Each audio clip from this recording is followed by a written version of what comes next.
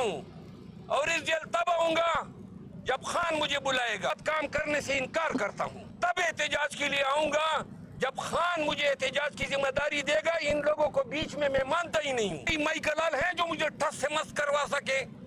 کسی میں جرت ہی نہیں ہے. میں خان کے لیے نکلا تھا. ان کی کوئی حیثیت ہی نہیں ہے میرے سامنے. جب بھی خان کہے گا نکلوں گا, لیکن یہ بیچ میں نہیں ہوں گے. 9 مئی ہے تو ملک گیر احتجاج ہوتا ہے یا نہیں ہوتا ہے؟ اور اگر نہیں ہوتا ہے تو قیادت سے پوچھا جانا چاہیے کہ صرف مناصب پہ قبضے مطلوب تھے. کہ کل بھی خان صاحب سے ملاقات کے لیے میں حاضر ہوا اور سپرنٹینڈنٹ جیل اسد وڑائی نے خود مجھے کہا فون پہ کہ جی خان صاحب آپ سے علیحدہ ملنا چاہتے ہیں تو جو 6 افراد کی میٹنگ ہے اس کے بعد آپ کی ملاقات کرائیں گے. لیکن بعد میں انہوں نے کہا کہ آج ملاقات نہیں ہو سکتی ہے. خان صاحب کہہ رہے ہیں کہ آپ کل آ جائیں.